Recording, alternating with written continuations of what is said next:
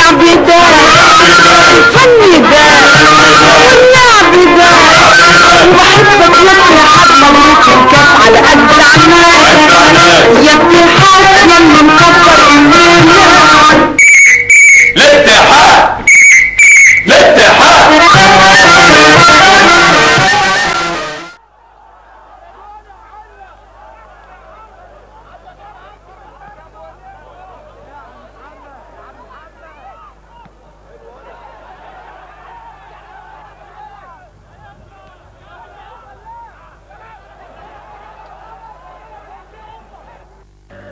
بسم الله الرحمن الرحيم. سيداتي انسات سادتي،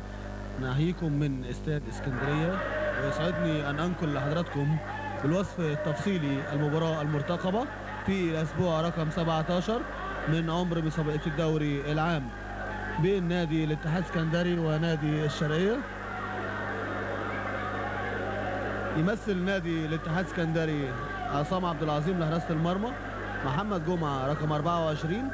طارق العشري رقم 13، عصام ربيع رقم 6، هاني احمد رقم 2، محمد كفته رقم 4، اشرف عبد الحليم رقم 9، محمد ابراهيم رقم 20، جمال مساعد رقم 15، احمد ساري رقم 11، احمد الشاذلي رقم 7. يمثل فريق نادي الشرقيه لحراسه المرمى كريم مغني،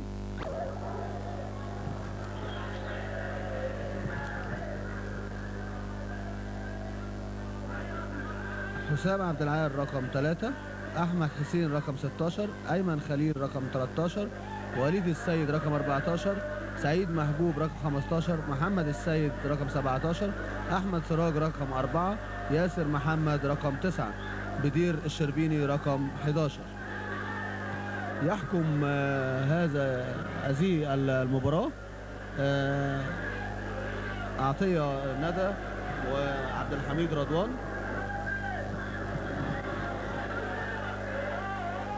وفي ضربة حرة والحكم وقف المباراة عبد الحميد رضوان.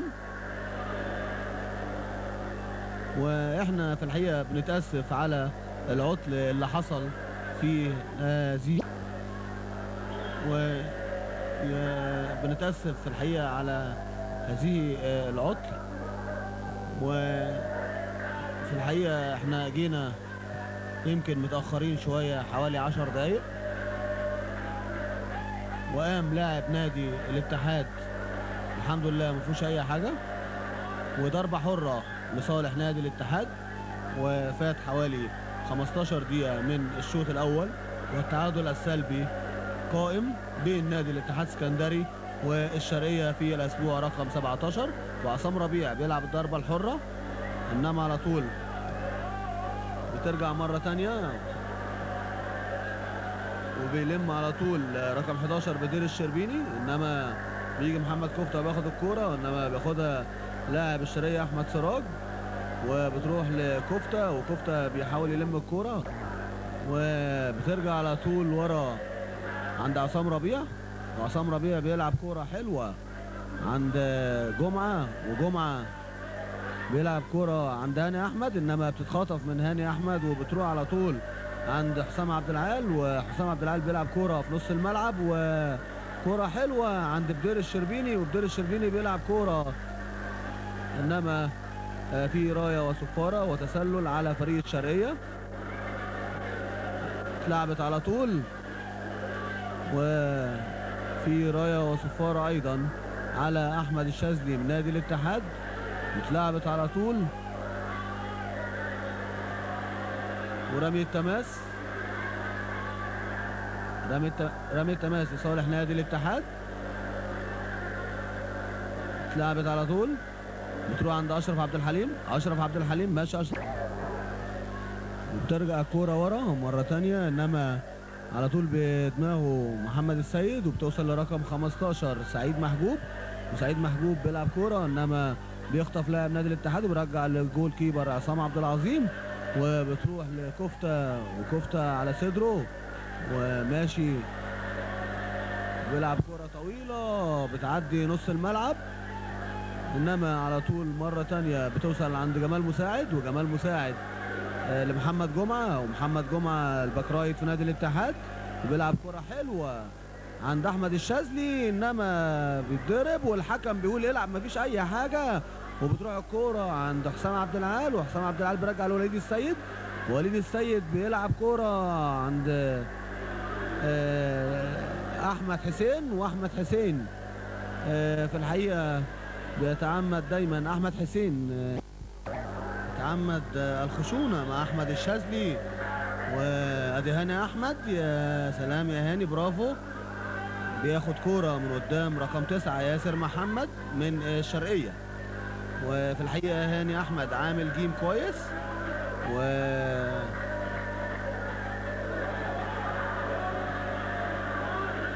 محمد كفته بيلعب كوره طويله الضربه الحره، انما بيلم رقم 2 ايمن شكري، وايمن شكري بيلعب كوره طويله بتعدي نص ملعب نادي الاتحاد، انما ما بتلاقيش الا عصام عبد العظيم بيظبط الكوره على طول، وبيلعب بايده ورجله وبتعدي نص الملعب، تروح على طول عند وليد السيد، وشايف في لاعب من نادي الاتحاد وعلى الارض. اقول لحضراتكم مين، شايف عبد الحميد رضوان على طول، عاطي الضربه الحره لصالح نادي الاتحاد. الضربه الحره اللي هيلعبها تقريبا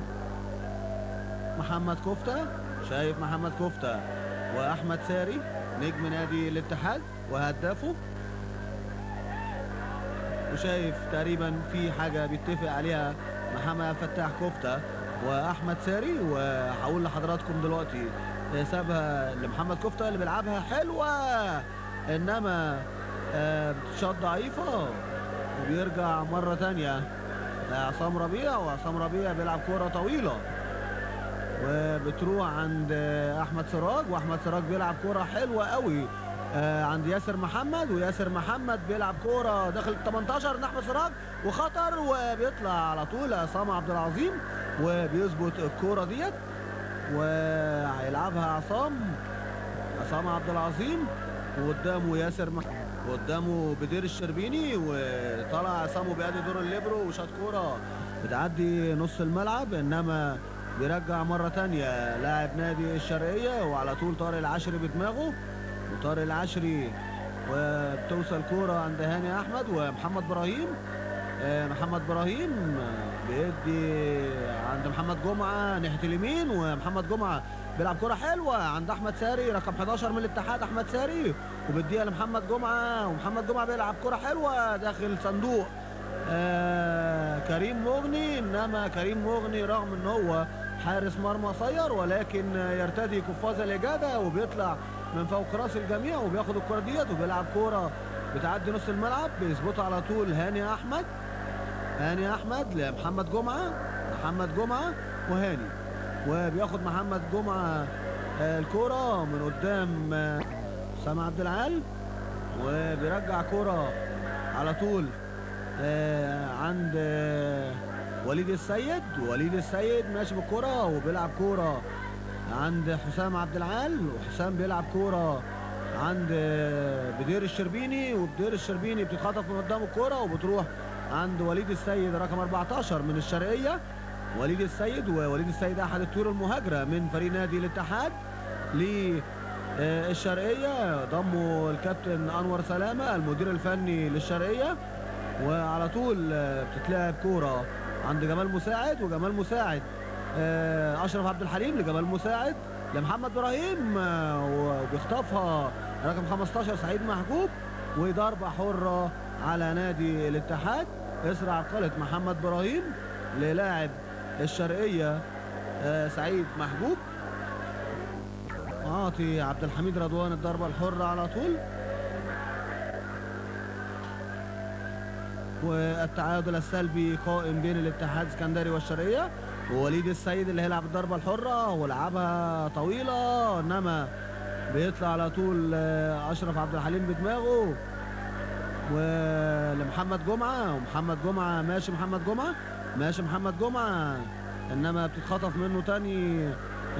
رقم 13 ايمن خليل، وايمن خليل لاحمد سراج. احمد سراج بيلعب كوره، انما على طول رايح له عصام ربيع، وعصام ربيع لعصام عبد العظيم اللي بيموت بجسمه. عصام بيرقص وبيلعب كوره عند محمد كفته، ومحمد كفته بيلعب كوره طويله ما بتلاقيش الا رقم 15 سعيد محجوب، وسعيد محجوب لمحمد السيد. محمد السيد بيلعب كوره حلوه عند بدير الشربيني، وبدير الشربيني انما على طول كفته، وكفته بيلعب كوره على الجنب انما بتطلع تبقى رمي التماس ما بيلحقهاش احمد ساري، وتبقى رمي التماس لصالح نادي الشرقيه اللي هيلعبها تقريبا ايمن خليل. رمي التماس والتعادل السلبي قائم بين الاتحاد السكندري والشرقيه في الاسبوع ال17 من عمر مسابقه الدوري العام. اتلعبت رمي التماس على طول وبتروح مره ثانيه، انما برافو محمد ابراهيم بيخطف الكره وبيلعب كره حلوه لمحمد كفته. محمد كفته وانما لاينزمان عطيه ندى رافع رايته على طول، وعاطي رمي التماس للشرقيه. رمي التماس للشرقيه هيلعبها على طول وبتروح عند احمد سراج. احمد سراج ومحمد ابراهيم، انما يا ولد يا محمد برافو، وبياخد الكوره من قدام احمد سراج وبيلعب كوره انما بتوصل مره ثانيه للشرقيه، وتسقيطه حلوه في ال18 انما رايه وصفاره وتسلل على فريق الشرقيه وعلى ياسر محمد. ماشي عصام ربيع، عصام ربيع وبيعدي نص الملعب. عصام ربيع وبيسقط كوره حلوه في ال18 انما بيظبطها على طول رقم 15 سعيد محجوب، وبيلعب كوره طويله وبتروح عند طارق العشري ومحمد كفته، وبيلعب حلوه عند جمال مساعد، وجمال مساعد بيلعب كوره عند ناحيه الباك رايت محمد جمعه، ومحمد جمعه بيلعب كوره حلوه عند احمد ساري اللي ما ظبطهاش وبتروح عند احمد الشاذلي. احمد الشاذلي لكفته وانما بيجي لاعب الشرقيه وبيطلع كوره رمي التماس لصالح نادي الاتحاد. لعبها على طول عند اشرف عبد الحليم. اشرف عبد الحليم انما بتتخطف من قدام اشرف وبتروح عند محمد ابراهيم، وعلى طول بقى زي ما انتم سامعين حضراتكم شايفين احمد الشاذلي في الحقيقه بيجري في كل مكان زي ما انتم شايفين. هو احمد الشاذلي ويمكن اتضرب كتير والله احمد الشاذلي، والجمهور على طول طبعا جمهور واعي وفاهم وعلى طول في الحقيقه عاطي حق الشاذلي على طول وبيناشد وبينادي شاذلي وطبعا النجم نجم وطبعا احمد الشاذلي محبوب جمهور اسكندريه، وطبعا احمد الشاذلي ليه اهداف جميله بصراحه يعني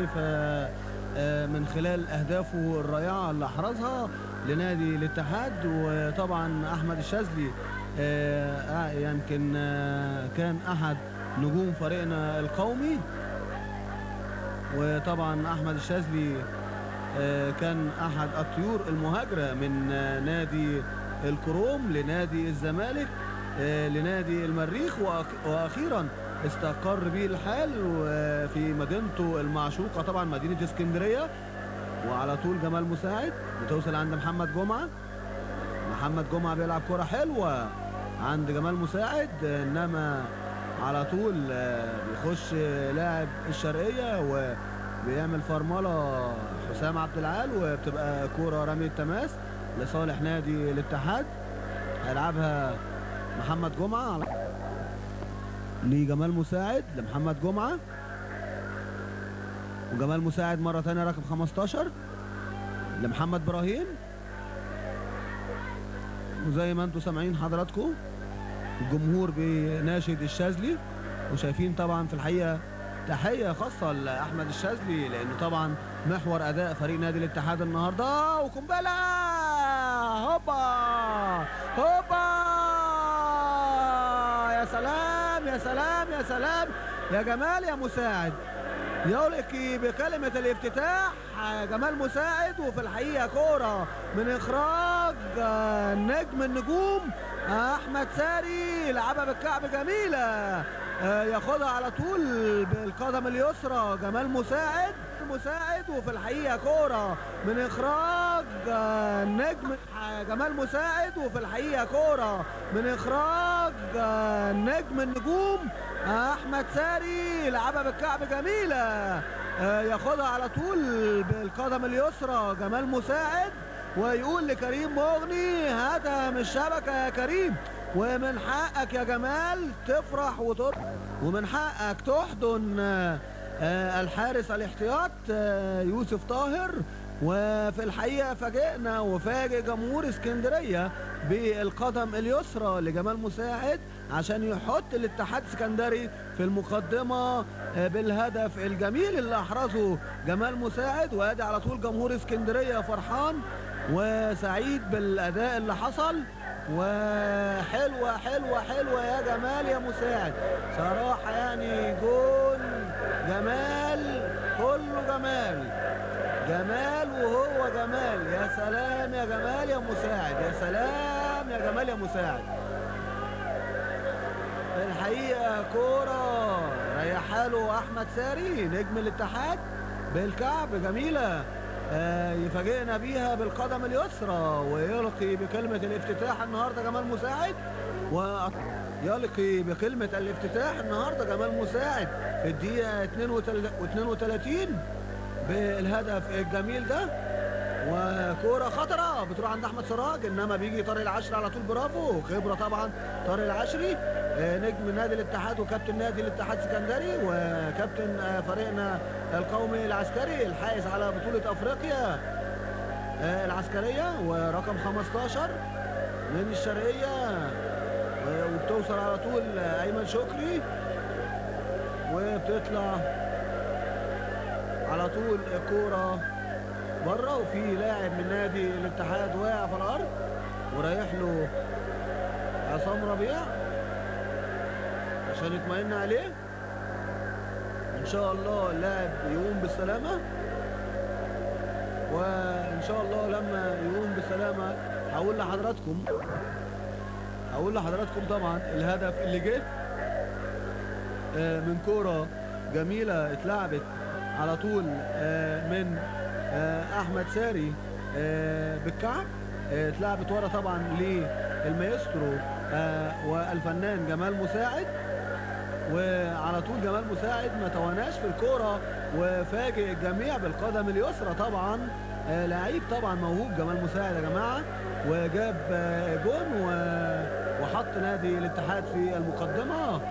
وطبعا النهارده بقى في الحقيقه بيراهن عليه الكابتن طلعت يوسف وبيحطه اساسي، وجمال مساعد على طول بيكافئ الكابتن طلعت وبيروح يقول له تعظيم سلام يا كابتن طلعت. وكوره بتوصل عند احمد الشاذلي احد النجوم في نادي الاتحاد، وفي هذا اللقاء بصفه خاصه عارفين طبعا احمد الشاذلي بيرهق اي دفاع خصم في الحقيقه، وقناص احمد الشاذلي، وفي انذار للاعب الشرقيه ما بيطناش الحكم عبد الحميد رضوان في الانذار ده، بيديه طبعا لوليد السيد عشان طبعا ضرب محمد عبد الفتاح كفته، وعلى طول عبد الحميد رضوان عطاله انذار وضربه حره يمكن من على خط تماس نصف ملعب الشرقيه. وادي الكابتن محمد نور الجهاز الفني والاداري في نادي الاتحاد النهارده. هقول لحضراتكم بعد ما تلعب الكره ديت، لعبت كره خطره وبتروح عند وليد السيد، بيطلع من الشرقيه وبتوصل مره ثانيه عند محمد جمعه، ومحمد جمعه بيسقط كوره حلوه، انما بيلم على طول لاعب الشرقيه رقم 3 حسام عبد العال، وبيلعب كوره طويله ما بتلاقيش الا وعصام عبد العظيم لعصام ربيع، وعصام ربيع بيلعب على طول كوره طويله بتروح لرقم 2 ايمن شكري من الشرقيه، لرقم 15 من الشرقيه سعيد محجوب، وسعيد محجوب لاحمد سراج. احمد سراج بيسقط كوره حلوه عند رقم 17 محمد السيد ومحمد ابراهيم، محمد السيد ومحمد ابراهيم، انما برافو محمد ابراهيم بيرجع الكوره ورا عند كفته، وكفته بيشتت على طول وبتروح مره ثانيه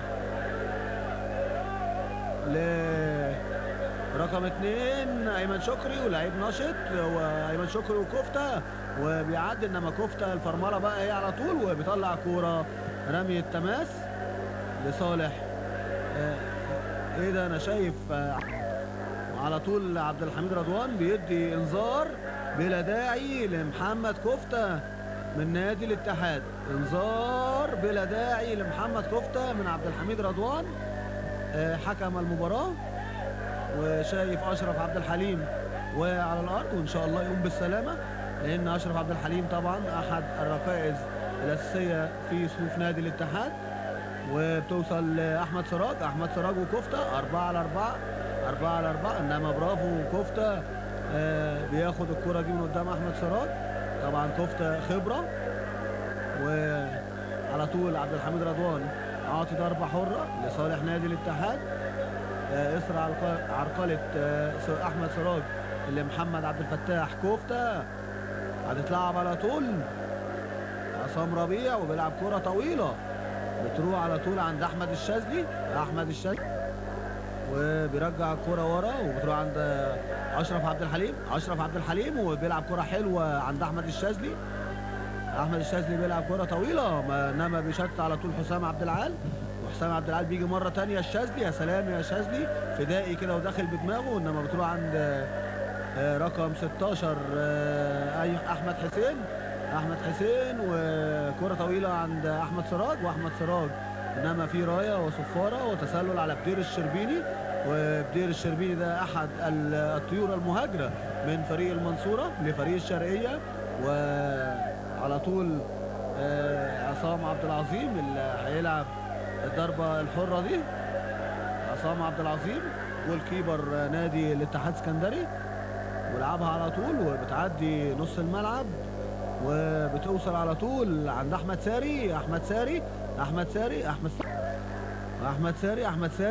ساري وبيعدي بشوط كوره حلوه، انما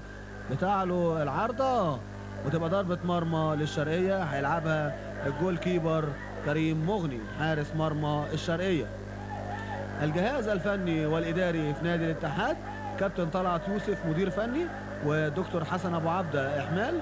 وكابتن هاني سرور مدرب حراس مرمى، والكابتن محمد نور مدرب، والكابتن بسطاوي اداري، والكابتن سعيد البطل مدلك، والدكتور اسامه غنيم طبيب الفريق، والدكتور رضا صالح للعلاج الطبيعي. وعلى طول عند اشرف عبد الحليم، واشرف عبد الحليم بيلعب عند جمعه، وجمعه بيلعب كوره ناحيه جمال مساعد رقم 15 صاحب الهدف الجميل. جمال مساعد بيلعب كرة ورا عند طارق العشري لجمال مساعد، وبياخدها على طول رقم 11 بدير الشربيني لاحمد سراج، واحمد سراج بيغير الملعب وحلوه بتروح مره ثانيه، انما بيجي محمد ابراهيم بفدائيه كده من ورا لقدام وبيقطع الكره ديت وبيرجع على طول، وبتروح عند اشرف عبد الحليم مره ثانيه لمحمد ابراهيم، انما برافو والله مجهود كويس من اشرف عبد الحليم، وقاطع الكره وعطيها لجمال مساعد لمحمد جمعه، لجمال مساعد، وجمال مساعد بيلعب كوره طويله عند جمعه انما ما بيلحقهاش جمعه، وبيلحقها وليد السيد من الشرقيه، وبيلعب كوره حلوه في نص الملعب وبتروح عند حسام عبد العال، حسام عبد العال بيلعب كوره وفي انذار لاحمد ساري، وانذار بلا داعي لاحمد ساري. وفي الحقيقه طبعا احنا مش متعودين على احمد ساري ياخد انذار، لانه طبعا لعيب بيميل لفن الكوره اكتر من تعمد الخشونه، فعشان كده طبعا مش متعودين على احمد ساري ان هو ياخد انذار، لانه لعيب سلوك رياضي جدا طبعا. ووليد السيد بيلعب كوره حلوه وما بتلاقيش الا عصام عبد العظيم حارس مرمى نادي الاتحاد، وعصام لعب على طول وبتعدي نص الملعب وبتروح على طول عند محمد جمعه الباك رايت لنادي الاتحاد النهارده لجمال مساعد،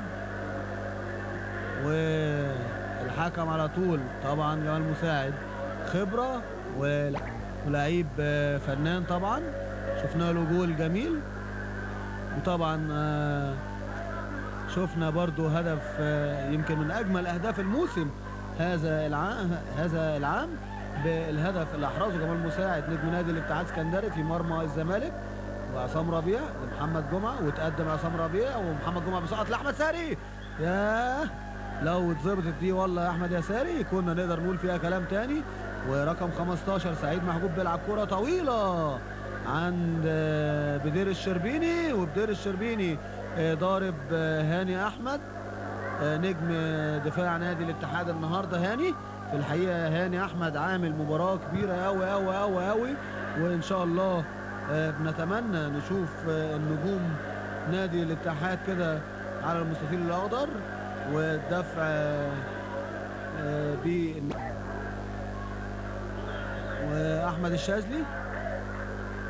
الشاذلي لاحمد ساري، انما بالحاش احمد ساري وبياخدها رقم 13 من الشرقيه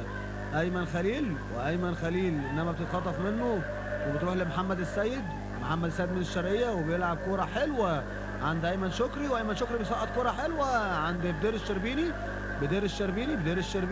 الشربيني وهاني احمد،